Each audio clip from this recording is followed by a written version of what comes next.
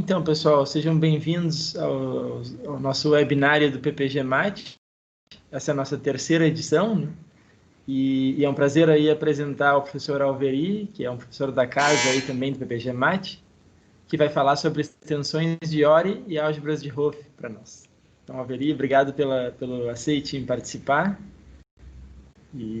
Ok, eu agradeço a oportunidade. Eu quero parabenizar o Diego pela condução do PPG Mate. Eu acho que essa ideia é uma ideia brilhante, fazermos esses seminários. A ideia aqui é apresentar uma palestra, digamos, mais para mostrar um pouco o que se faz na área e não a tecnicalidade das coisas eu vou deixar um pouco de fora. Então, a minha ideia é ser um pouco mais, ir um pouco mais devagar um pouco no início e depois, mais no final, então, aí a gente dá uma acelerada, de acordo com o tempo. Bom, eu quero falar sobre extensões de ORI e álgebras de Hopf. A parte final, onde aparecem os resultados novos, são resultados obtidos em conjunto com o professor Christian Lopes, da Universidade de Porto, e com o Ricardo Santos, que foi nosso aluno aqui em Porto Alegre e está hoje em Rio Grande. Em particular, ele está assistindo, então, se eu falar alguma bobagem, o Ricardo pede a palavra e corrige. Então, vamos lá. A ideia foi, eu vou começar assim dando uma introdução no que a gente está tentando falar e contextualizar um pouco os problemas e daí então começar alguma coisa. Então, por exemplo, eu vou te falar de álgebra de Hopf, que eu posso pensar assim, uma generalização das álgebras de grupo. Elas têm uma estrutura dual adicional que fazem com que a categoria de representações dessas álgebras seja bem estruturada. Vai dar um monoide, que a gente chama, uma categoria monoidal. As álgebras de Hopf fracas tem várias generalizações de álgebras de Hopf, uma delas são as álgebras de Hopf fracas, e elas nos permitem, o objetivo aqui é que a categoria de módulos dessas álgebras seja bem mais rica do que a anterior. Então, eu preciso impor mais condições. Tá? Extensões de ORI posso pensar que são anéis de polinômios onde os coeficientes não comutam necessariamente com as variáveis. Certo? A gente está acostumado a trabalhar com anéis de polinômios, né, sobre quartos. Agora, aqui, a ideia é que a regra da comutatividade, né, vai sofrer uma perturbação, ou pela ação de um endomorfismo. No que eu vou falar, eu vou fixar um automorfismo para as coisas ficarem mais arrumadinhas, né, ou uma derivação, ou as duas coisas juntas. Tá? Então, o que acontece é que muitas das álgebras de Hopf que tem por aí pela literatura, elas podem ser construídas via extensão de ORI. Tá? Então, o objetivo dessa palestra é falar sobre uma caracterização devido a Panor que classifica as álgebras de Hopf, que são extensões de ORI, geradas por elementos primitivos. Ele fixou, eu vou falar um pouco disso, mas ele fixou essa condição, né? E depois eu falo no final da palestra sobre a generalização desse teorema, que então foi o trabalho em conjunto com o Christian e o Ricardo. Tá? Como contextualização, eu coloco o seguinte: mais ou menos em 75, o Kaplansky deu uma palestra, numa certa conferência, que ficou famosa, onde ele apresentou o futuro da pesquisa de álgebra de Hopf da época, apresentando 10 conjecturas. E a 10ª conjectura dele afirmava que, se você fixa uma dimensão, então devia existir apenas um número finito de classes de isomorfismos de álgebra de Hopf com aquela dimensão. Certo? Isso é verdadeiro, por exemplo, em certas situações, por exemplo, quando elas são simples e como simples, mas, em geral, ela falha. Né? E existem várias construções que mostram que esse resultado não funciona, mas, em particular, eu separo aqui o resultado da Margaret Beach, Sorin Nascaleta e Granfeld. Em 99, eles construíram uma família infinita de álgebras de Hopf, não isomorfas, de uma certa dimensão fixa, via quocientes de extensões de Ore iteradas. Ou seja, você constrói uma extensão, você constrói um em cima e outro em cima e vai fazendo. Aí eles partiram de uma álgebra de grupo. Certo? Bom, então, mais tarde, em 2003, motivado por esses exemplos que começaram a surgir, o Panov resolveu tentar entender, caracterizar essas extensões. Quando é que você tem uma extensão de Ore, de uma álgebra de Hopf, que tem a álgebra base como subálgebra de Hopf. Isso é o que a gente vai chamar de uma extensão Hopf-Ore, né? E ele considerou o caso quando a extensão de Ore é gerada por um elemento esquilo primitivo. Né? Existe na literatura extensões de Ore que não são geradas por elementos esquilo primitivo, então a gente pode ter resultados mais gerais. Tá? E, além disso, ele caracterizou extensões Hopf-Ore de álgebra de grupo. Certo? Então, isso aqui foi o trabalho da tese do Ricardo. A gente conseguiu generalizar esses resultados do Panov para o contexto de álgebra de Hopf fraca, que é mais ou menos, digamos, seria o final da palestra de hoje. Eu vou ficar um pouco mais na parte de álgebra de Hopf, que é mais fácil de entender e trabalhar, e a álgebra de Hopf fraca já complica bastante, então eu vou pretendo ser um pouco mais rápido quando passar por aí. Certo? Então, os primeiros ingredientes da minha fala, que são extensões de Ore. Né? Então, como eu disse, são anéis de polinômio numa variável. Tá?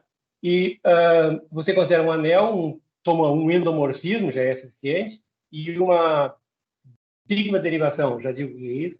E aí você forma o anel de polinômios, os elementos são polinômios em X, certo? De modo que essa extensão é gerada por R e por esse elemento X, de modo que S é um módulo livre com base em potências de X. E aqui entra, então, a coisa da não comutatividade. Né? Eu vou escrever os meus polinômios da forma AX, né? Primeiro o coeficiente do anel, depois a variável. E quando eu tiver que multiplicar no sentido contrário, então eu uso essa regra aqui. O coeficiente passa para a esquerda, perturbado por sigma, e aparece um resíduo ali, que é essa delta de R. Certo? Então, como observação aqui, isso aqui daria, então, a extensão de Ore à esquerda, porque eu estou escrevendo as variáveis, as coeficientes pela esquerda, né? Eu posso fazer a mesma coisa pela direita, e quando eu exigir tomar um automorfismo, então aí esse módulo livre fica livre com a mesma base tanto à esquerda quanto à direita, e, portanto, eu posso falar numa extensão de Ore, sem falar em lateralidade. Eu vou me fixar nisso, quer dizer, os meus sigma sempre para mim vai ser um automorfismo, tá? E uma sigma derivação é uma aplicação aditiva que aquela regra de derivação que a gente conhece, a regra de Leibniz, fica perturbada aí dessa maneira. Você aplica sigma na primeira entrada e deriva a segunda, depois você deriva a primeira e conserva a segunda. Certo? Então, claro, se você olhar ali e tomar sigma identidade, isso aí é a derivação que você conhece, né, do cálculo, a regra de derivação do produto. Aqui eu coloquei uma observaçãozinha, que achar sigma derivações é equivalente a você encontrar um certo homomorfismo do anel no anel das matrizes 2x2, que manda um elemento nessa matrizinha aqui. Se você multiplicar duas matrizes desse tipo, você vai ver aparecer na posição, na primeira linha e segunda coluna, ali vai aparecer exatamente a regra de definição. Né? E aqui, porque eu vou trabalhar, uns exemplos que eu vou citar, vai ser anéis de polinômios, a gente consegue provar que a regra que manda X numa matriz desse tipo, onde sigma é um automorfismo, dá um morfismo de álgebra. Portanto, para qualquer polinômio que eu escolha, tem uma sigma derivação que deriva no X da S. Por exemplo, se S for um polinômio constante 1, então essa derivação, sigma derivação que você... E sigma for identidade, né?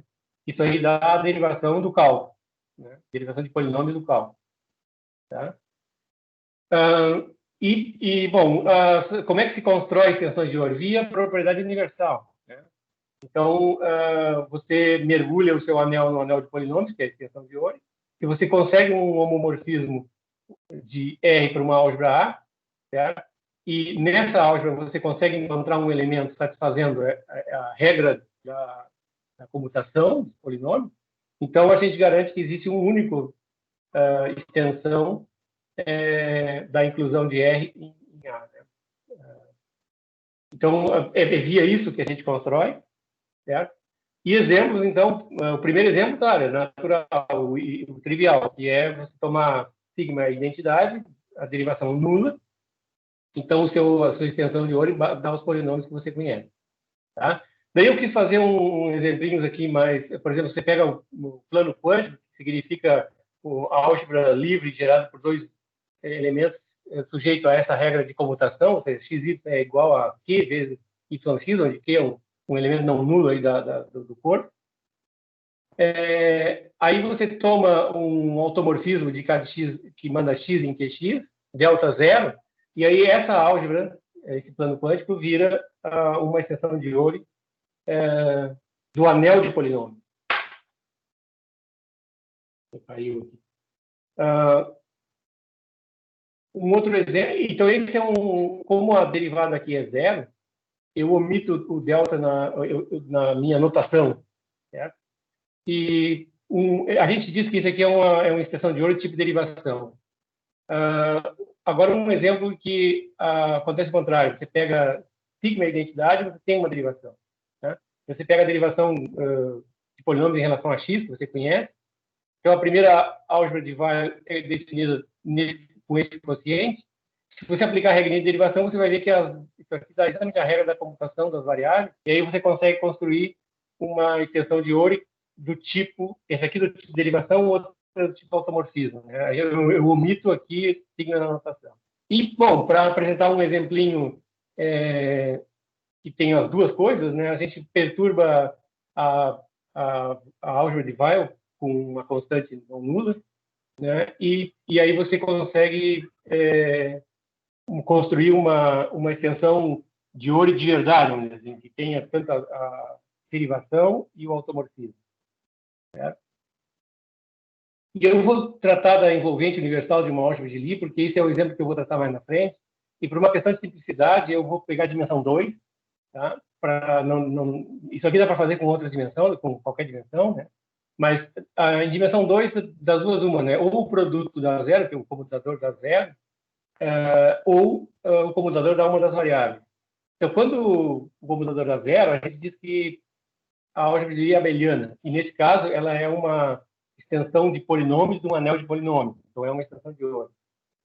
E quando o G não é abeliana, você tem uma extensão de Ori do tipo derivação, escolhendo aí a derivada em relação a isso.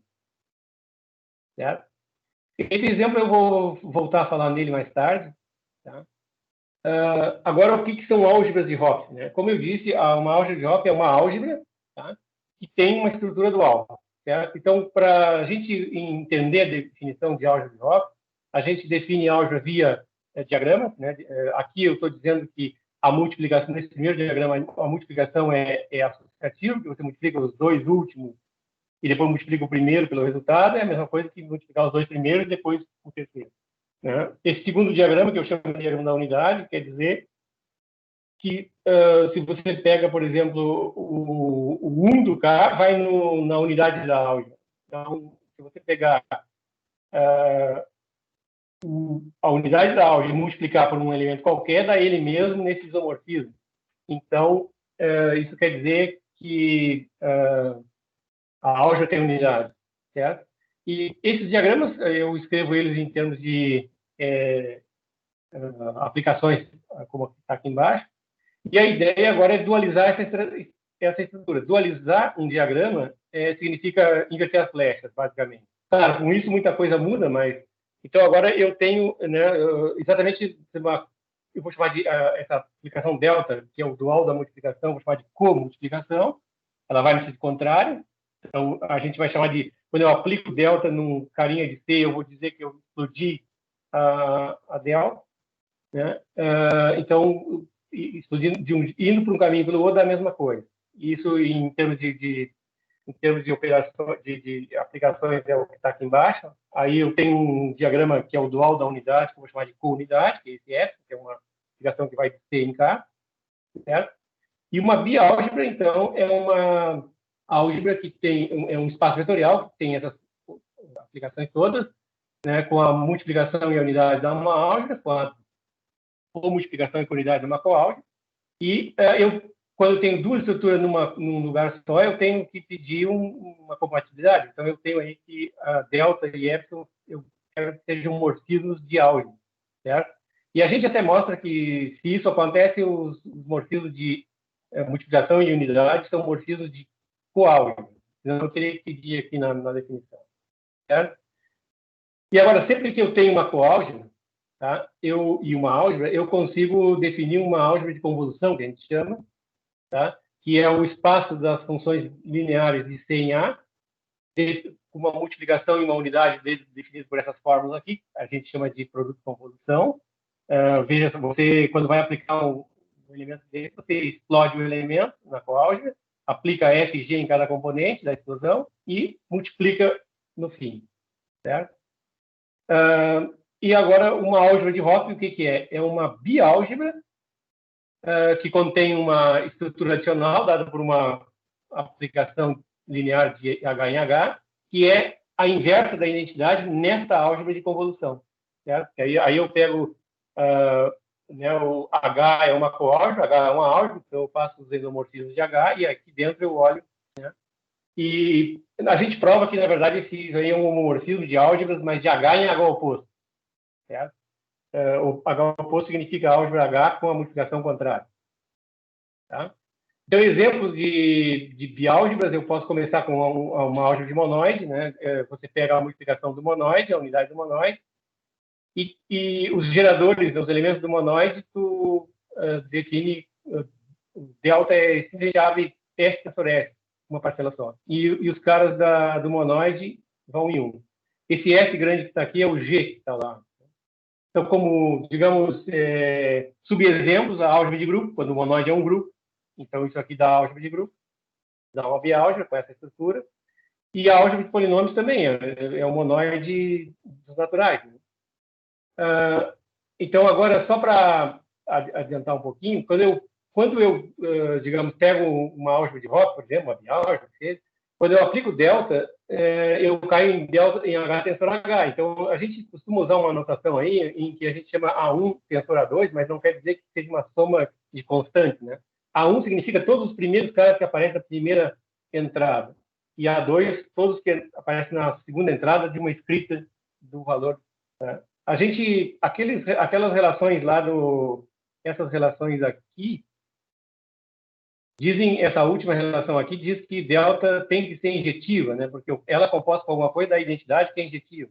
Então, como eu estou trabalhando num produto tensorial, os elementos existem de várias maneiras diferentes, mas a aplicação é injetiva. Tá? Então, digamos, a propriedade da coassociatividade diz o seguinte: se você explodir, né, você aplica delta em A e depois aplica delta no primeiro carinha, explode ele, é a mesma coisa que fazer isso no segundo. Então, a gente ignora quem foi explodido primeiro e escreve assim A1, A2, A3 e vai escrevendo. A propriedade da comunidade diz isso, que quando você pega epsilon, aplica em A1, isso aqui dá um escalar, vezes A2 e dá o próprio A. Né? Porque exatamente é o que está escrito aqui em cima. O fato da identidade ser inversa a antípoda ser inversa da identidade na convolução te dá essas outras duas relações aqui. Então, é com isso que a gente trabalha. Aqui, só para observar, né, esses elementos que são levados assim, delta de A da A tensor A, uma parcela só da soma, eu digo que são elementos tipo grupo, tá? E eu vou chamar de G de H o conjunto desses caras. Tá? Esses que são dados por uma forma como essa, duas parcelas e assim, um tensor A mais A tensor 1, eu chamo de primitivo, e eu posso generalizar essa coisa pegando dois grupos lights e definindo a delta dessa forma aqui, certo? O que eu ganho com isso é que, dependendo de onde eu pego o elemento A, se ele for um grupo light, se ele for um primitivo, se ele for GH primitivo, eu não tenho saída se eu olhar para cima naquelas relações, como definir o epsilon ou existe uma F com essa propriedade ou não existe. Tá? Ou existe uma epsilon acima ou não existe. Não tem estrutura, né? Então, isso aqui está nos dizendo o seguinte, que quando eu peguei a biálgebra aquela lá dos monoides, para o anel de polinômios, isso não dá para colocar aqui dentro uma estrutura de álgebra de Hopf, porque o x teria que ser levado pela tipo do inverso de x e o inverso não está aí dentro, certo? Mas eu consigo definir uma estrutura de álgebra de Hopf no anel de polinômios exigindo x primitivo, certo? E aí esse resto aqui ele não é mágica, né? Ele tem que ser assim, certo? E também a álgebra de grupo que eu apresentei como um exemplo de álgebra, ela é uma álgebra de Hopf, e a antípoda faz exatamente o papel da inversa. Lembra, vocês aprenderam no colégio que a inversa do produto, o inverso do produto é o produto da inversa na ordem contrária. O que está dizendo isso? Que a aplicação que leva o cara no seu inverso é um homomorfismo da álgebra na álgebra oposta. Certo? Então, aqui eu pego a envolvente universal, da Universal de Álgebra de Lie, e ela também tem uma estrutura de qualquer álgebra de Lie, né? A envolvente universal tem uma estrutura de álgebra de Hopf, eu vou usar isso na frente. Tá? E aqui o primeiro exemplo de uma álgebra de Hopf não comutativa, tá? que apareceu na literatura, que é devido nos anos 60. Ele construiu um espaço vetorial, como álgebra tem dimensão 4, certo? E colocou essa estrutura de o gerador G é group-like e o gerador X é G skew primitivo, tá? E essas, digamos aqui, eu digo G, S leva G em G, porque o inverso de G nesse caso é G, tá? Ok. Então, a gente, digamos assim, quando eu tenho uma estrutura, digamos, de biálgebra, né, essa biálgebra age no corpo, fazendo com que ele seja um módulo via a comunidade. E se tu tem dois módulos, faz agir a biálgebra age no produto tensorial dessa maneira. Você explode o H por delta e faz a primeira componente agir em M, a segunda em N, certo? Isso aí, como eu disse no início, quer dizer que a categoria de módulos é uma categoria monoidal, né? Digamos, ela imita o monóide. Tem um produto que é o produto tensorial e uma unidade K. Agora, se você põe antípoda nessa biálgebra, ou seja, você tem uma álgebra de Hopf, então ela age no dual de um módulo. Tá? Você tem um módulo sobre H e você faz agir nos funcionais lineares aqui de M via antípoda. Certo? Isso vai dizer que a sua categoria de módulos, nesse caso, é monoidal rígida. Tá? Aqui eu botei uma observaçãozinha que, para eu lembrar, né? Para isso acontecer, eu preciso que a antípoda seja objetiva. Isso é um problema em álgebra de Hopf, isso não é garantido sempre. Mas se a dimensão de H é finita, isso sempre acontece. E tudo que eu vou falar aqui, eu vou me restringir à dimensão finita, para evitar complicações. Tá? Então, a gente prova, na verdade, que a recíproca também é verdadeira, certo? Se você quer que o produto e o produto tensorial sejam módulos, você tem que botar na álgebra uma estrutura de biálgebra. E se você quer que duais de módulos sejam módulos, então você tem que colocar uma estrutura de álgebra de Hopf, certo? Então, eu vou para o resultado do Panov, né? A primeira definição é o que é, então, uma extensão Hopf-ORI. Né? Por que leva esses dois nomes? Porque eu pego uma extensão de álgebra, tá? A maior, digamos assim, ela é uma extensão de ORI da menor, certo? Então, existe uma sigma derivação, um automorfismo sigma, etc. E o que eu exijo aqui para dar esse título é que a base, né, a álgebra base, seja uma subálgebra de Hopf da maior, certo? Porque, na verdade, assim, ó, eu não falei nada, mas sempre que você tem uma álgebra, você pode construir, existe uma extensão de ORI dela. Então, essas coisas sempre existem. Né? O problema aqui é saber se a que você constrói admite H como uma subálgebra. Quando isso acontece, eu digo que eu tenho uma extensão de Hopf-ORI. Tá? E o Panov, no artigo dele, ele trabalhou, ele colocou uma condição adicional que foi o elemento gerador da extensão de ORI, ele exigiu que ele fosse skew primitivo, certo? Ele tem... Aqui, na verdade, nessa fórmula, eu posso colocar no lugar do 1 um H qualquer, mas ele mostrou que se tiver um Hzinho grupo like ali, você faz uma mudança de variável e bota 1 e pronto. Então, ele vai trabalhar assim, certo? Bom, aqui eu vou, para escrever o teorema de Panov, eu preciso enxergar que toda álgebra de Hopf é um bimódulo no seu dual. Você pega o dual, aqui eu estou trabalhando em dimensão finita, então você pega uma álgebra de Hopf, o dual dela, o espaço vetorial dual, tem uma estrutura de álgebra de Hopf, e essa álgebra H é um bimódulo, com essas ações que são dadas aqui, certo? E aí você pega, digamos assim, um caractere de uma álgebra de Hopf, é um morfismo no dual, um funcional linear que é multiplicativo, certo? Então, digamos assim, tendo os caracteres, você define uma coisa que a gente chama de winding automorfismo. Isso eu nunca vi tradução, automorfismo sinuoso, não sei nem como é que está traduzido, né? A esquerda e a direita, dados para essa maneira. Aqui, o sinuoso eu posso pensar, porque quando eu boto o Rzinho de right, ele age pela esquerda. Quando eu boto o Lzinho de left, isso aí tem uma explicação, mas eu não vou entrar em detalhes, porque que é assim, é o contrário que a gente pensa. Tá? Mas a gente, dado um caractere qualquer, eu sempre posso definir esses winding automorfismos. Certo? Não vai dar certo. Caiu meu microfone.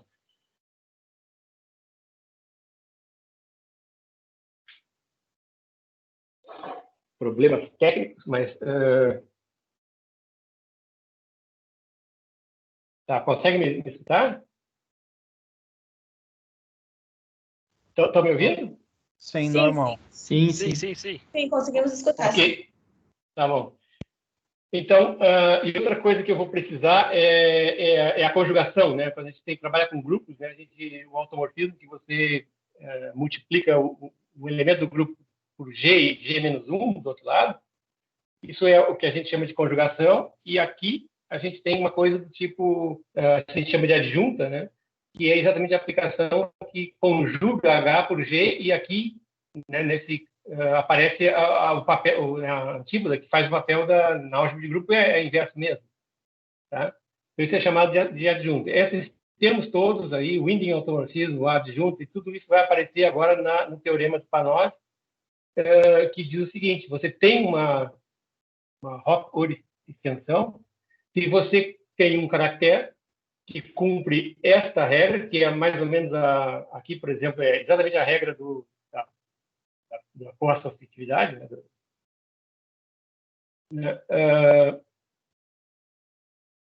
Aqui, bom, quando você tem aqui no item 1, o caractere aparece à esquerda, quando eu passo o caractere para a direita, aparece uma perturbação no H1, tem que ser a adjunta age ali nele, tá? E a sua sigma derivação é o que a gente chama de uma coderivação. Ela tem que ter essa relação de compatibilidade com a delta, certo? Então, aquela expressão em 3, se eu usar lambda A para a multiplicação pela esquerda, então aquilo lá se escreve da maneira como eu botei aqui embaixo, a nível de aplicações. E toda aplicação que satisfazer esse tipo de relação, a gente chama de uma coderivação. Tá? Então, a ideia é essa: você precisa, para construir uma coisa dessa, você precisa de um caractere, precisa de uma coderivação, a sua sigma derivação, que está aqui, tem que ser coderivação para a coisa funcionar.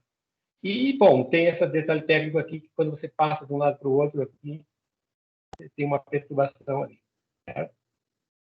Então, por exemplo, o exemplo de uma Hopf extension mais fácil de dar é o caso da envolvente universal de uma álgebra não trivial, ou seja, não abeliana, de dimensão 2. Tá? Eu pego nós já tínhamos visto que essa álgebra é uma extensão de Ori, do anel de polinômio, tá? Com essa derivação. Isso aqui é uma sigma derivação, porque a sigma aqui é a identidade. Tá? E a gente viu que o anel de polinômios tem essa estrutura de álgebra de Hopf. Tá? Então, se eu tomar o psi, exatamente o epsilon, ele é multiplicativo, ele é um caractere. Então, a relação 1 e 2 são satisfeitas, tá? Trivialmente. Porque a sigma aqui, para mim, é identidade. Então, colocando sigma aqui, identidade, isso aqui vira a expressão da coassociatividade. Certo? Aqui, se você fizer uma continha, é trivial também. Tá? Então, agora, eu teria que provar que essa delta que eu escolhi é uma coderivação. Então, eu aplico no gerador, né? E a minha conclusão é que, de fato, isso acontece. Tá? Então, vale 3 e, portanto, eu tenho um exemplo de uma hop or extension do anel de polinômio. Certo? Então, a dissolvente universal de uma álgebra de Lie é uma hop or extension. Certo? Bom, agora eu vou para o contexto fraco. Até aí, o que eu falei foi o contexto de álgebra de Hopf. Né? Deixa eu só fazer uma palavrinha. Né? Eu disse ali no início da palestra que em 99, né, a Margaret Gish e seus colegas construíram exemplos, né, via a extensão de Ori, de álgebra de Hopf e tal. E 2003 é que saiu esse teorema. Então, o que aconteceu? O pessoal da Margaret Gish fez a ferro e fogo, né? Provando cada coisinha. Eles tiveram que descobrir os caracteres, essas coisas todas. Eu vi que eu tinha um outro slide aqui que eu mostrava a caracterização, mas das álgebras de grupo, que eles começaram com a álgebra de grupo. E o Panov fez exatamente, ele classificou as extensões de Ori de álgebra de grupo, que eram hop or extension. Quem quiser, digamos assim, quem achar isso aí, se interessar e quiser dar uma olhada, né, tem duas referências, né, que eu poderia citar, textos em português, né, que é a tese do Ricardo, que está na nossa biblioteca, que fala do que eu estou falando aqui, e a dissertação do Christian Garcia, que é nosso aluno de doutorado hoje e que fez a dissertação em Santa Maria, com orientação da Dayana, e ele trabalhou o trabalho da Margaret usando o teorema do Panov. Então, ele constrói as tensões do pessoal lá de 99 via os resultados de 2013 e economiza a construção. Então, quem tem algum tipo de interesse, sugiro essas leituras. Tá? Agora, a gente vai passar para o contexto que a gente chama de fraco. Tá? Então, eu vou querer definir uma álgebra de Hopf fraca. Né? Então, vai ter uma biálgebra com uma antípoda, mas uma biálgebra fraca, então eu considero um espaço vetorial. Eu tenho uma estrutura de álgebra, né? Uma estrutura de coálgebra, certo? Só que agora a comultiplicação ela é K-linear, como antes, é multiplicativa, mas não é unitária. Então, ela não leva 1 no 1 tensor 1. Ela leva 1 numa soma de coisas que estão em H tensor H, certo? E a relação que existe entre a delta e a unidade é essa que está aí. Certo? Quando você aplica 2 vezes a delta, dá essa coisa toda aí. E é com isso que tem que trabalhar. E a counidade é pior ainda. Né? Ela é K-linear, mas não é nem multiplicativa. Ela é fracamente multiplicativa. No sentido que se você, digamos assim, quando você vai calcular epsilon de um produto, não sabe fazer. Mas sabe fazer para 3. Você explode o do meio, o delta, e aplica a epsilon em cada campo. Então, é isso que eu chamo de fracamente multiplicativo. Então, esse tipo de coisa complica muito. Né? Complica muito o trabalho no contexto fraco. A escapatória é a gente trabalhar não com epsilon, que é coisa complicada, a gente trabalha com essas duas aplicações aqui, que a gente chama de epsilon t e epsilon s, certo? Que são dados em função da epsilon e corrige um pouco os defeitos da epsilon. Certo?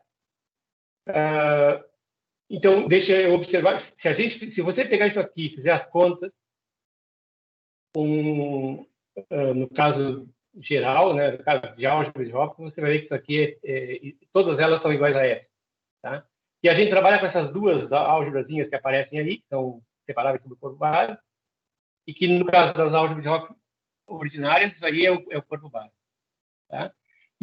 Então, uma álgebra de Hopf fraca é uma biálgebra, como eu disse, com uma antípoda. Só que agora a antípoda é um pouco mais fraca. Ela, na verdade, isso aqui, quando você fazia esse tipo de coisa, dava epsilon. Então, agora, se você coloca a F no segundo ou no primeiro, dá um ou outro. Né? E essa é a relação entre os elementos, né? O S de um elemento pode ser escrito assim. Né? E aqui aparece R3, isso aqui significa que você explodiu duas vezes. Explodiu o R, depois explodiu um despedaço. Certo? Então, exemplo, toda álgebra de Hopf é uma álgebra fraca, trivialmente. Mas agora aparece um exemplo interessante. Anel de matrizes sobre um corpo não tem a menor chance de ser uma álgebra de Hopf. Por quê? Porque uma álgebra de Hopf, eu exijo que a comultiplicação seja um morfismo de álgebra.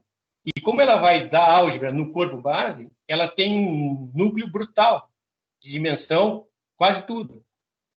Então, a álgebra de matriz não tem ideais. E o núcleo de um homomorfismo é um ideal. Então, não tem como tu colocar numa álgebra simples uma estrutura de álgebra de Hopf. Né? De biálgebra, você consegue colocar uma estrutura de biálgebra fraca. Tá? E agora a estrutura é essa que eu estou colocando aí. Certo?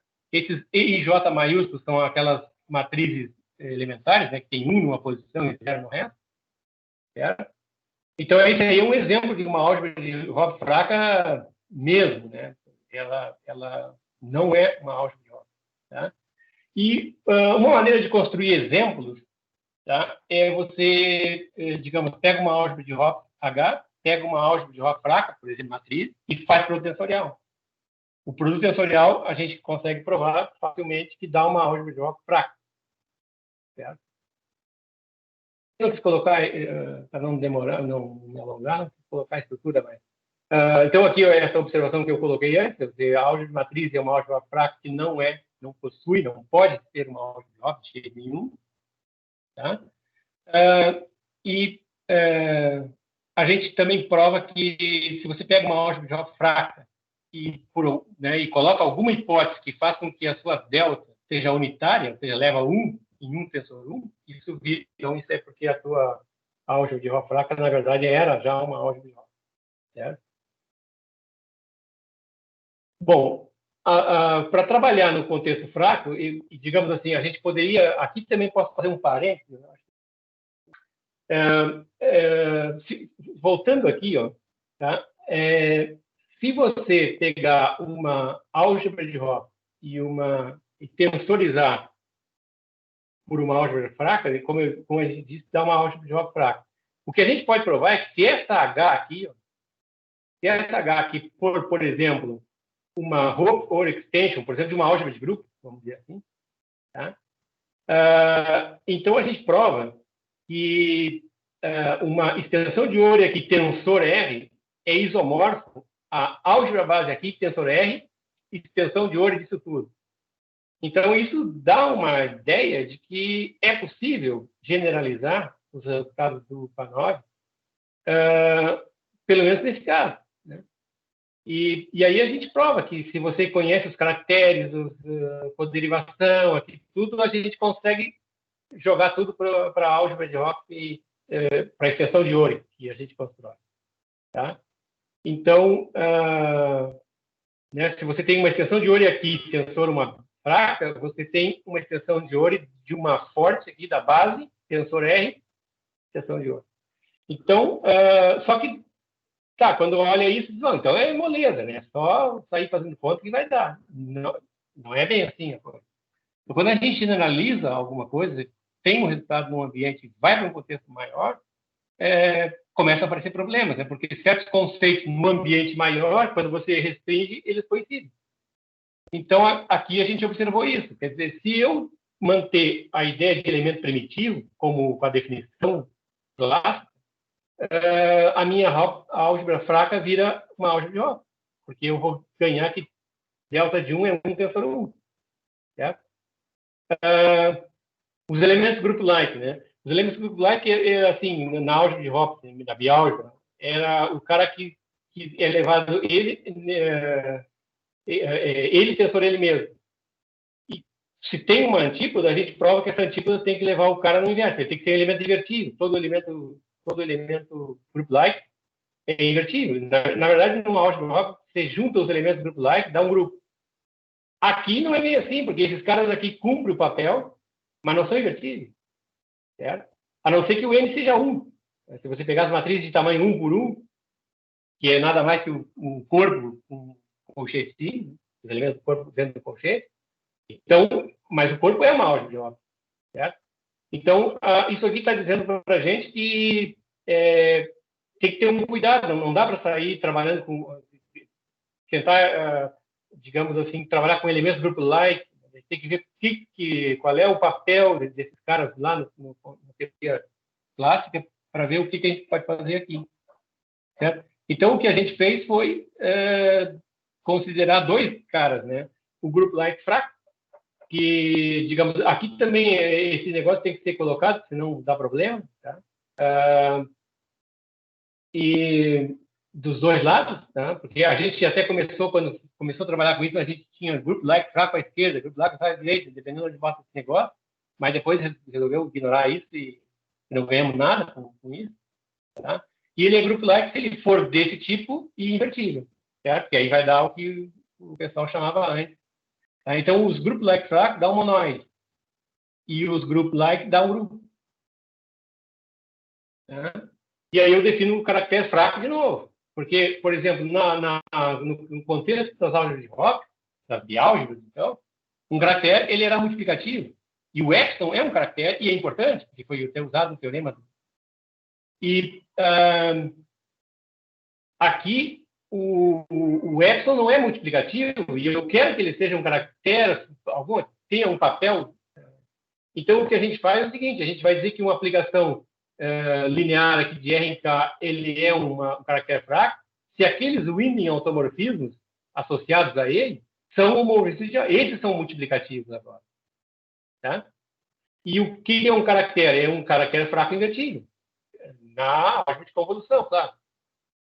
Tá? Então, por exemplo, no caso, no contexto forte, digamos, de álgebra de Hopf mesmo, todo caractere é invertível e o inverso dele ele só compõe com a antípoda. É um caractere composto de antípoda e dá o inverso.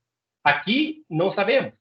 A gente botou essa definição aqui, mas não sabe calcular inverso de nenhum caractere. Sob certas hipóteses fortes, o inverso de um caractere é ele composto com a antípoda, mas nisso nós não conseguimos demonstrar que isso é verdade. Tá? E não conseguimos nenhum contra-exemplo de que isso não é verdade. Então, a gente não sabe. Tá? Então, ficou esse negócio invertível aí. Bom, em algum lugar eles são invertidos. Tá? E aqui eu lembrei a definição dessas coisinhas aqui, os winding. Então, eu exijo que esse cara... E olha só, né? Quando você pega esse cara aqui como sendo a comutização da biálgebra fraca, então, se você fizer as pontinhas aqui, ó, esses dois winding automorfismos vão ser identidade. Então, eles são multiplicativos, então esses caras são caracteres fracos, e me interessa isso. Tá? Então, aqui eu apresentei um exemplinho, já que, só para ilustrar, a álgebra matriz é uma álgebra fraca, né? Então, eu calculei a gente calculou quem são os caracteres fracos aí, né?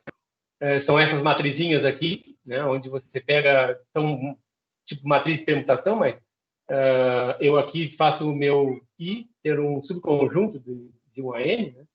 E os invertíveis vão ser exatamente as matrizes de permutação, certo?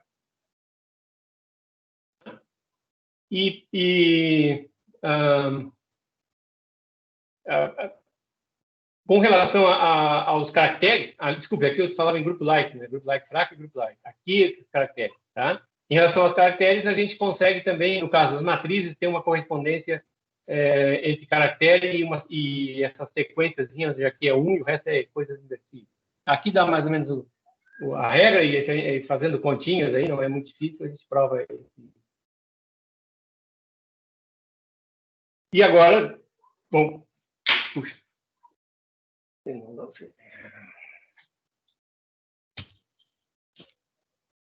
Eu não consigo me adaptar com fones de ouvido, mas tudo bem. a mesma coisa acontece com os skills primitivos, né? A gente, eu vou definir skill primitivo, como fazia antes, GH primitivo, etc. Só que agora eu tenho que botar o delta do um de um lado e do outro, tá? Para não perder as propriedades dos primitivos, tá? E aqui uma observação que eu vou, né, essa vai ser a minha regra, né? Meu elemento, né, eu quero estender para nós, então eu vou precisar definir uma OR extension onde o elemento gerador vai ser primitivo de alguma maneira, tá? E a gente só quis dizer que, bom, se isso aqui acontece, esse G e H que aparece aqui tem que ser group-like, fraco, tá? Isso sempre acontece no anel de polinômios, né? Mas aqui o R e H são quaisquer, né? Então existem, como é que se diz, problemas aqui. Tá? E aí a gente define o que é uma HG coderivação. Seria uma Q coderivação, certo? E da mesma maneira como antes. Né? E aí, bom, aparecem os nossos resultados. Né? Esse primeiro teorema, eu estou dizendo como é que eu estendo a estrutura de uma biálgebra fraca para uma extensão de ORI. Tá? E o próximo teorema que eu vou enunciar vai dizer como é que eu faço isso para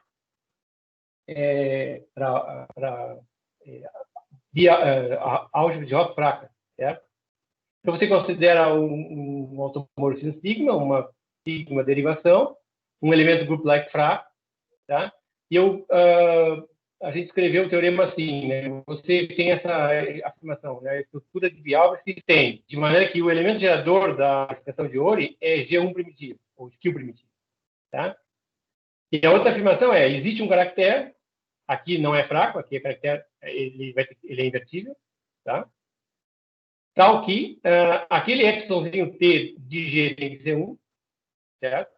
Veja, no outro caso, o G era grupo light, no caso da fraca, o epsilon T era epsilon, e aí isso aqui sempre acontece. Tá? O delta tem que ser uma coderivação. Tá? Aqui, o sigmazinho lá, ele vai ser um Winding automorfismo dele.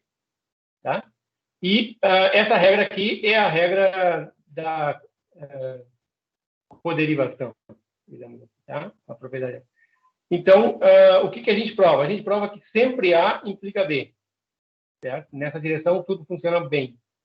Quando a gente vai fazer B implica A, aparecem problemas. Tá? Aparece, por exemplo, nós impomos essa condição. Isso aqui, no caso de álgebra de Hopf forte, álgebra de Hopf, é sempre válido. Isso pode ser que seja necessário, mas a gente não sabe. Tá? Essa coisa apareceu meio estranha para a gente gente não entendeu direito. E os exemplos que a gente trabalhou, isso aqui funciona. Então, nós não sabemos, por exemplo, dar nenhum exemplo de que essa relação não vale. Mas não sabemos se isso é verdade. Tá? Então, quando eu exijo essa condição estranha, eu consigo fazer a recíproca. Certo?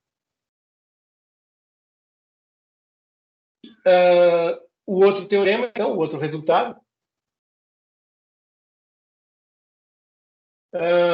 diz respeito à álgebra de Hopf fraca. Né? Eu pego um elemento group-like fraco, uma sigma derivação, etc, etc. Tá? Então, a estrutura se levanta, digamos assim. O elemento gerador é skill primitivo. E aqui, claro, eu digo, olha, a antípoda é dada dessa maneira, mas isso aqui, se não for assim, ela não existe. Não é nenhuma novidade. Isso vem daquela relação lá de cima. Tá? Então, existe um caractere, a outra afirmação, né, que satisfazem agora. Isso aqui seria, digamos, as mesmas afirmações de antes, só que apareceu aqui duas condições extras envolvendo a antípoda, né, o comportamento da antípoda com o automorfismo e a antípoda com a estigma derivação, certo? Então, de novo, tu mostra que 1 implica 2, tá? E 2 implica 1, precisa dessas duas condições de novo. Tá? que aparentemente funciona sempre, mas a gente não sabe. Eu vejo que no caso das álgebras de Hopf ordinárias, esse RS é o corpo base, e a derivação no corpo é sempre nulo. Né? E isso aqui também funciona, né, você aplicar a derivação e depois epsilon, isso dá sempre zero no caso do Hopf. Então, com essas duas condições extras, a gente prova 2 implica 1. Então, isso é o que a gente chamou de teorema de Panov generalizado. Certo? Deixa eu ver quanto tempo eu tenho ainda. Assim, eu acho que agora, digamos assim, bem rapidinho, acelerando mais ainda, a gente estudou extensões de Ori de álgebra de grupóide conexo. Tá? Então, eu vou dizer rapidamente o que é um grupóide. Tá? O grupóide é uma generalização do grupo. Tá? O grupo é um grupóide com uma unidade, tem um elemento neutro. Um grupóide tem vários. A ideia é que você tem, digamos assim, você pode entender um grupóide como sendo distribui vários vértices, e entre esses vértices você coloca arestas, ligando um ao outro. Cada aresta que vai tem que ter um inverso. Todo mundo tem que ter inverso. Tá?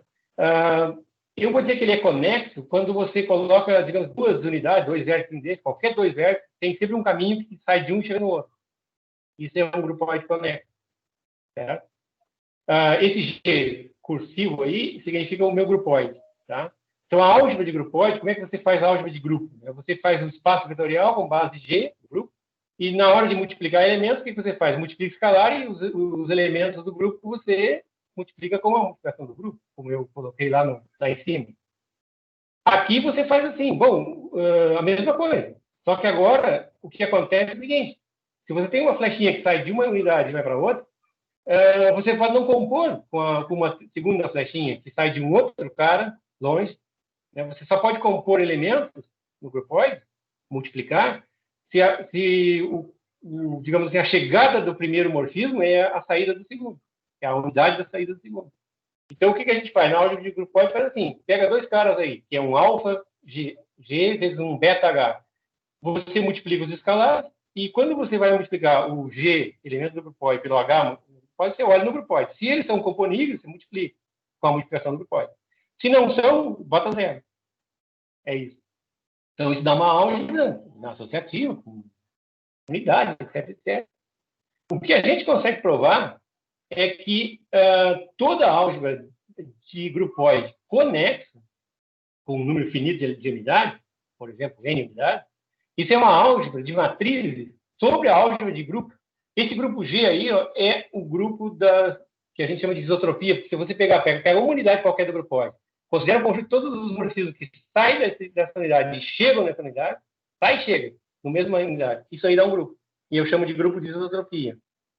Nessa situação aqui, todas as unidades, cada uma tem um grupo de isotropia, eles são todos isomorfos. Então, não importa qual grupo que você pega, todos eles são isomorfos. Tá? Esse G que aparece aqui, na notação, isso aqui é uma álgebra de matrizes, cada entrada é um elemento da álgebra de grupo. Certo? Agora, uma álgebra de matriz sobre uma álgebra de grupo é o produto tensorial de uma álgebra de matriz sobre o corpo base tensor com o grupo, com a álgebra de grupo. Bom, aqui eu caio assim, isso aqui é uma álgebra de Hopf, isso aqui é uma álgebra fraca. Então, isso aqui é uma álgebra de Hopf fraca. Ou seja, a álgebra de grupóide é uma álgebra de Hopf fraca. E aqui, eu estou naquela situação em que eu posso brincar assim, olha, o Panov me disse como é que eu estendo isso aqui, né, para uma extensão de Ori. Tá? Eu sei que se eu estender isso aqui para uma extensão de Ori, eu fabrico uma extensão de Ori associada a essa, que é uma extensão de Ori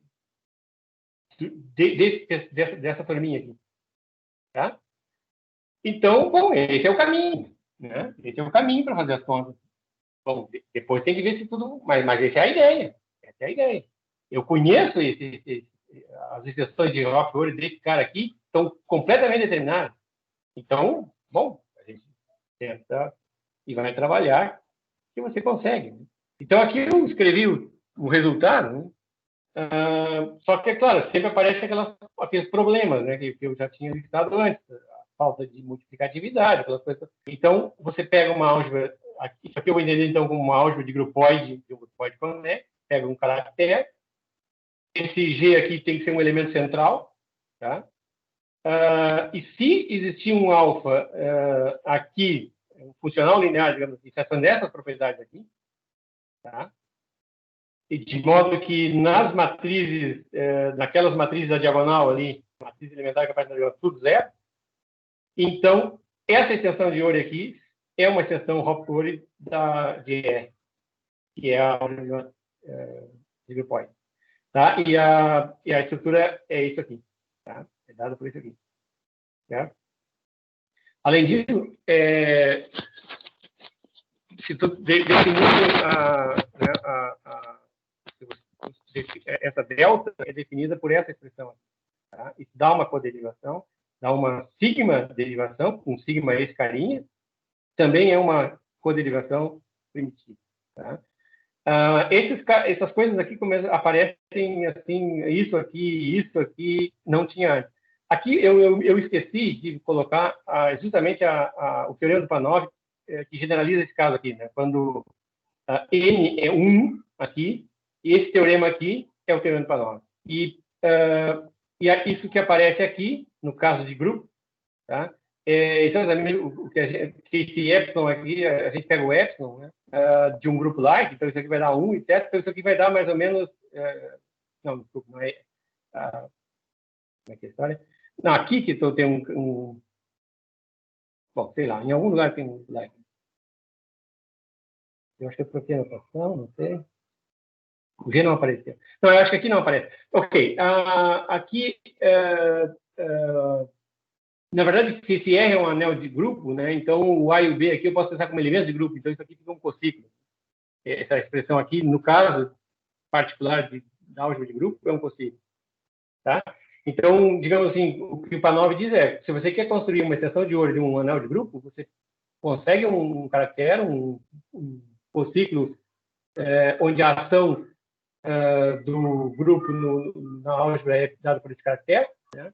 E pronto, você consegue fabricar. Certo? Eu gostaria de terminar a palestra colocando problemas em aberto que são relativos a esse tema, que despertou curiosidade de alguém, então aqui tem problema. Tá? O primeiro deles é o seguinte, tá? O Panov, como eu disse, estudou as Hopf extensions geradas por elementos primitivos, tá?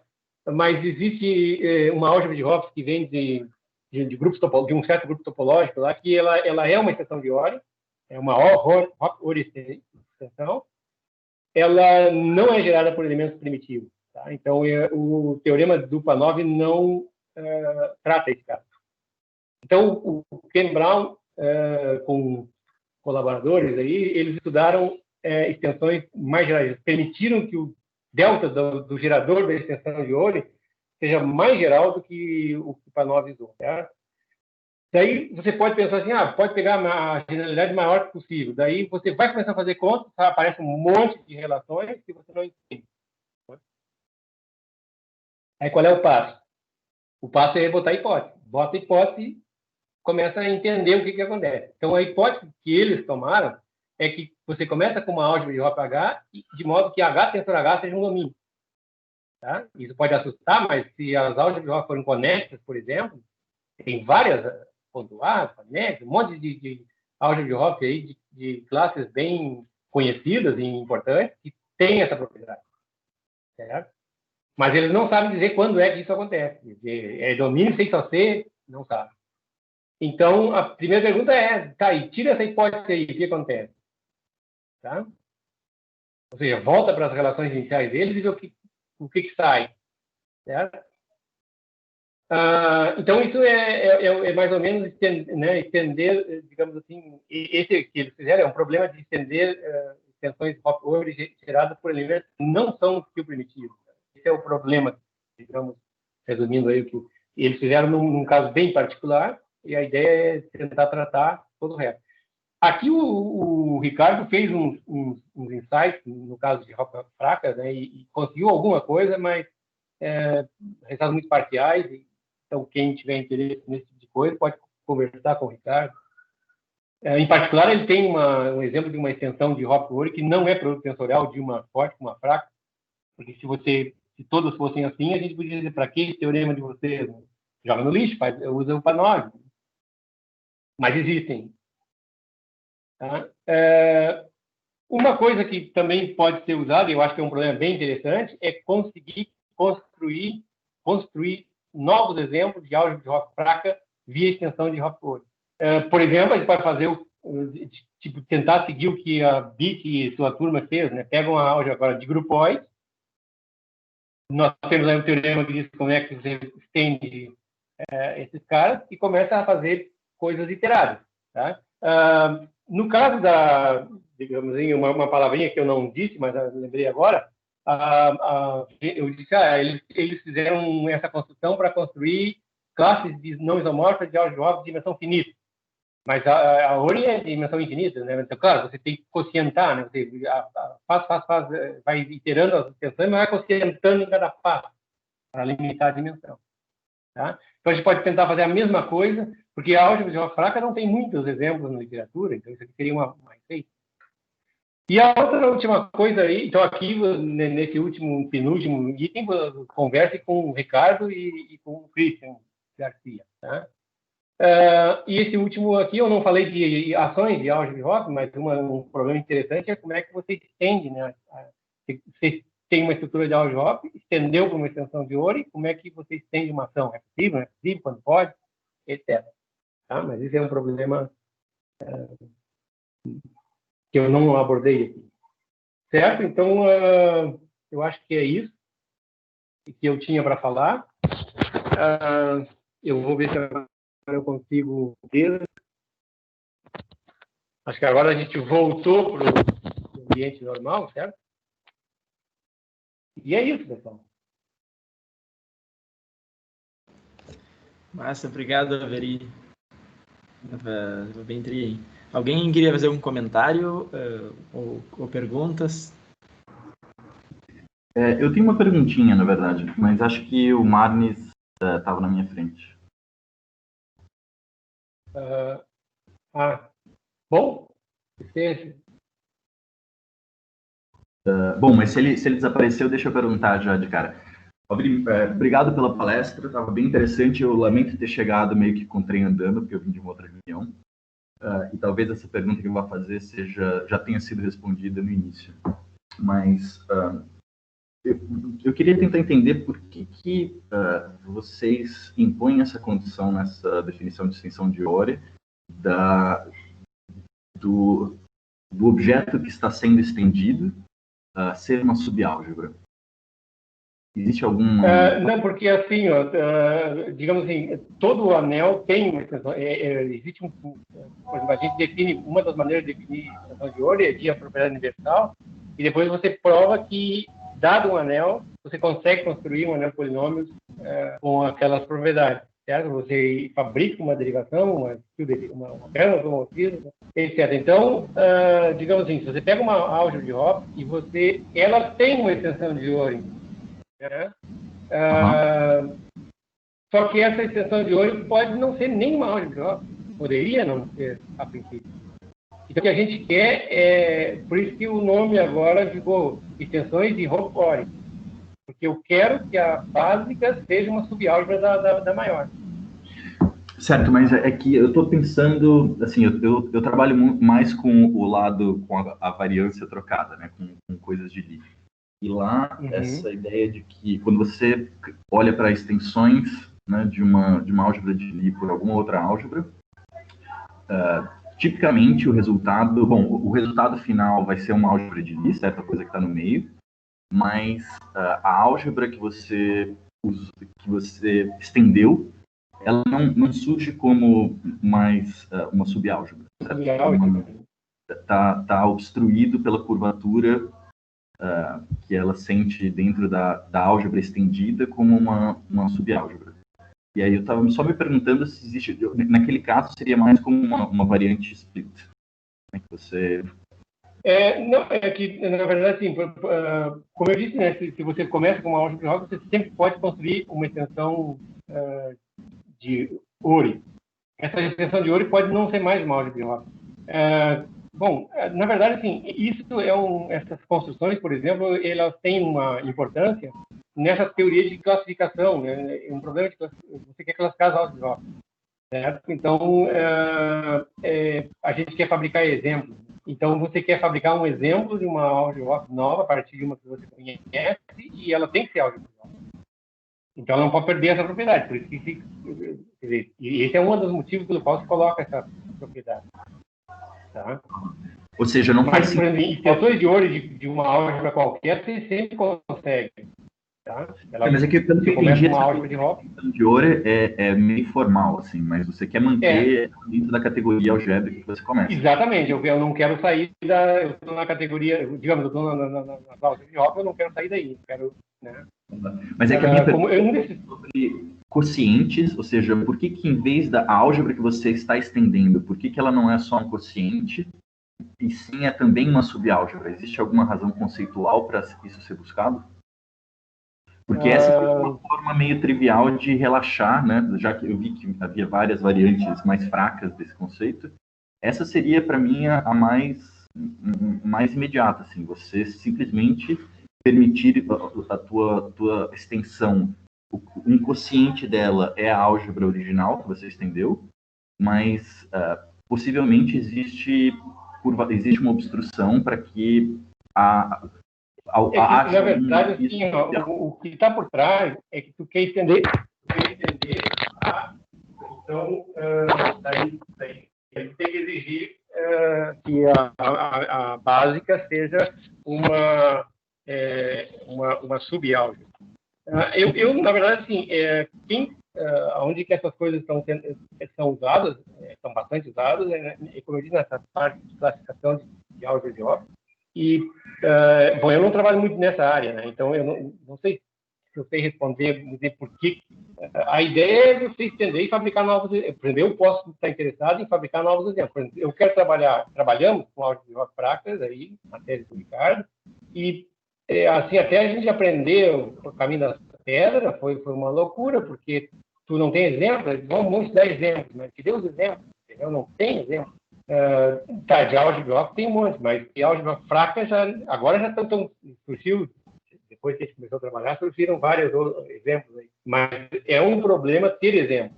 Então, isso é uma ferramenta que te permite produzir exemplos. Uhum. E aí tu tem que ter essa condição de estender a estrutura, né? Ok? Tá, mas você não está me dizendo que algo... extensões são... Bom, tudo bem. Então, talvez seja mais fácil eu escrever um e-mail depois e a gente... Deve ter outras pessoas querendo fazer perguntas. Mas, muito obrigado, viu? Tá bom, ok. Foi. Bom, não sei quem é o próximo na fila, mas... João Matheus? Tá olhando aqui? Eu não sei se sou eu ou se é o René. Fica à vontade, ô Matheus. Tá bom. Bem, professor, assim, ó, uma coisa que eu notei é que a gente está sempre trabalhando, quer dizer, vocês estão sempre trabalhando com H sendo uma álgebra de grupo, com H, essencialmente o que uma coisa que é cossemi-simples, certo? A minha pergunta é se existe essa restrição, se para você definir a extensão de Hopf-Fiori, você tem que colocar lá como hipótese que H é cossemi-simples, alguma coisa assim. Não tem nenhuma, ou... Porque assim... Na verdade, assim, essa definição que eu trouxe aqui, isso é bom falar, né? Ela tu não encontra na literatura, a não ser no nosso artigo, na tese do Ricardo. Porque a definição de Over Extension do PANOV, ele exige, ele diz uma extensão de H é uma Hopf Over Extension, e ele bota na definição, se o X é primitivo. Mas, bom, isso não abarca todos os possíveis exemplos. Né? Então, o pessoal do Brown, eles botaram outra definição mais geral, mas também limitaram na definição. O que a gente está propondo como definição é exatamente a maior é uma álgebra uma extensão de Ori, da menor, e contém a menor como uma subálgebra. Aqui é só para você estender a estrutura mesmo. O objetivo nosso aqui foi, eu quero estender a estrutura. Então, eu tenho que ter uma subálgebra. É que Mas não há nenhuma outra hipótese, pode ser qualquer coisa. Geralmente, quando trabalhamos com classificação de álgebras de Hopf, nós sempre pegamos algo que é cossemi-simples ou que, como álgebra, é gerado por algo cossemi-simples e queremos estender isso, certo? E o que eu noto é que todos os exemplos de Euler Extensions vêm nessa direção. Você tá estendendo algo que é um grupo, que é cossemi-simples. Agora você foi para matrizes, tá, não é nem álgebra de Hopf, mas como álgebra é simples. Então tá tudo meio perto e misturado. Mas é bom que a definição não é muito restritiva, mas geralmente a maior parte dos exemplos que você vê é na condição restritiva. E eu acredito que é justamente por causa do teorema que se usa para fazer classificação de álgebras de Hopf. Eu acho que, de fato, é assim, né?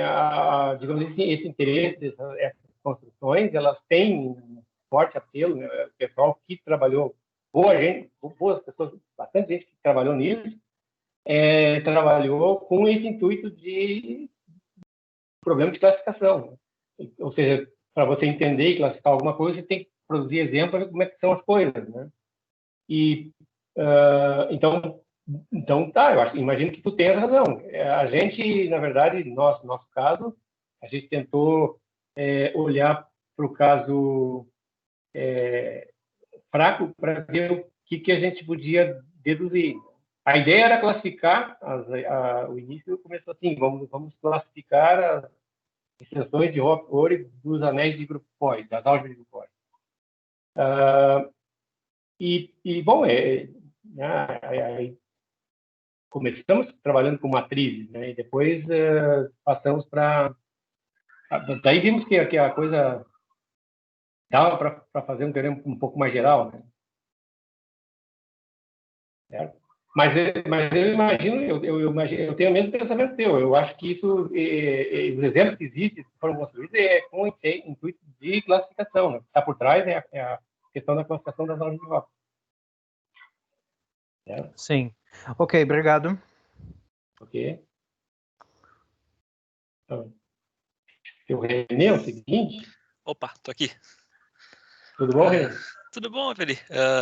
Obrigado pela oportunidade de participar. É sempre muito legal escutar o Alveri falando e parabéns pela iniciativa de vocês, assim, do programa e tal.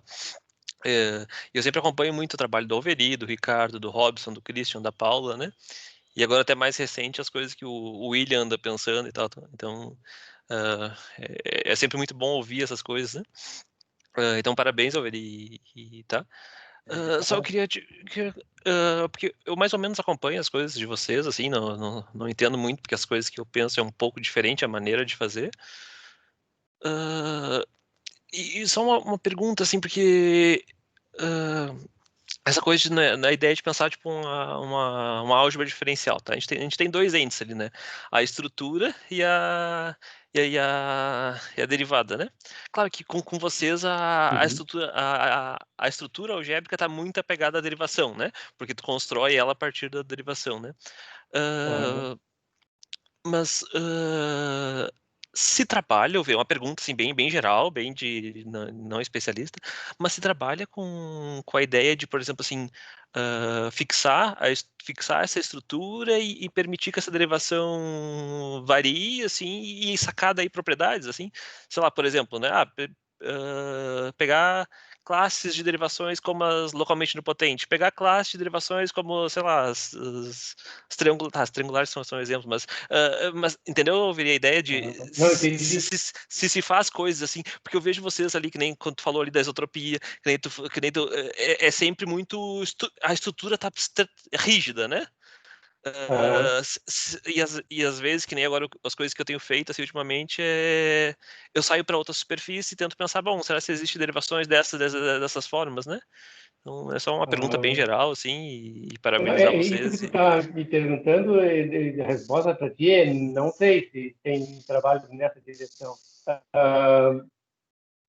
Né? Mas, porque como eu observo aqui, pelo menos os trabalhos que a gente tem contato, né, foram trabalhos originários dessa questão de classificação. O que está por trás, o fundo, daí é essa coisa de classificação de álgebra de Hopf, né?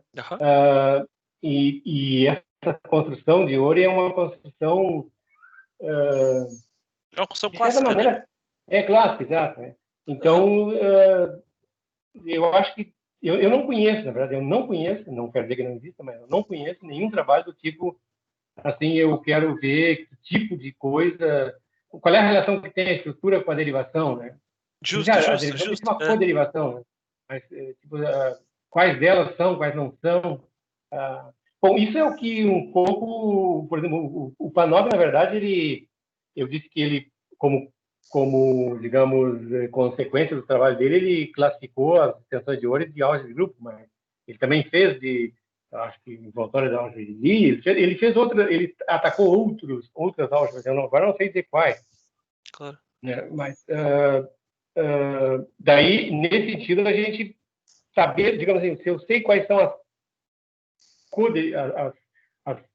digamos, as coderivações, eu sei dizer quais são as expressões de Ori-Hopf que eu consigo produzir, quantas e quais. Eu não sei se tem trabalho nessa direção, eu imagino que... Puxa vida.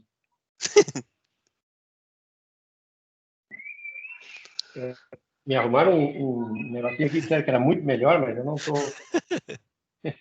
eu estou muito atrapalhado com essas...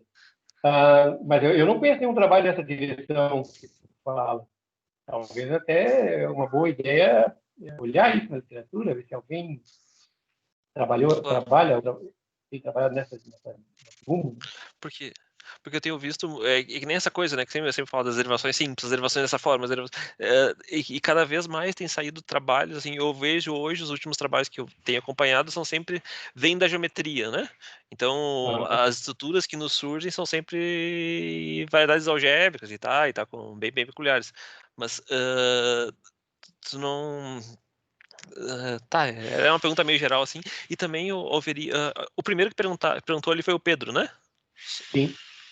Tá, eu não entendi muito bem a pergunta dele, também me interessei na pergunta, porque essa coisa de o que se preserva quando tu faz essa orização, não sei como é que se diz isso, né? Ou seja, faz a passagem, isso aí é um estudo, digamos assim, constante, né? Então, ou seja, sei lá, se o cara é domínio, lá em cima é domínio, isso eu acho que isso vale sempre, né? Se a derivação é dessa forma, lá em cima acontece isso, né? Então isso é uma coisa bem geral, né? Por isso que eu até nem entendi muito a pergunta dele, né? Então... porque ele diz que trabalha num ambiente em que ele faz extensões, acho que coisas que vêm das álgebras de Lie, e a básica, a álgebra básica é um quociente da de cima, né? Ele chega num ambiente lá que tem as propriedades que ele quer e a de baixo é um quociente, não é uma sub. Tu quocienta para um ideal e dá a anterior, né? Claro, mas aqui eu acho que nesse caso pode dar várias coisas, né? Pode dar quase qualquer coisa, não, né? Pelo que eu sei, né? Eu acho que quociente sempre vai, se você pegar, vai ter um ideal, não, ideal, tu pode atingir a básica, né? Que é um anel de polinômios, você entra pelo gerado pelo polinômio e vai dar uma coisa. Mas a ideia é que eu quero, a ideia de manter subálgebra é exatamente a ideia de você estender a estrutura. É isso que está por trás. Claro.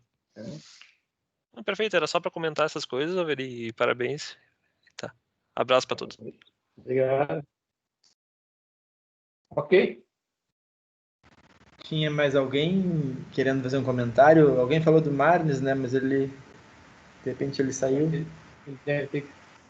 Porque o Pedro está com a mãozinha levantada, mas eu acho que ele... deve ser ainda da outra vez. Eu não sei se... Não, sério, então a gente pode, eu acho que a gente encerra, né? Mas pode continuar conversando um pouquinho, se for o caso. Então agradeço a participação de todos, principalmente aí do Alveri por ter topado apresentar esse seminário que foi muito tri. Então um abraço, vou parar a gravação.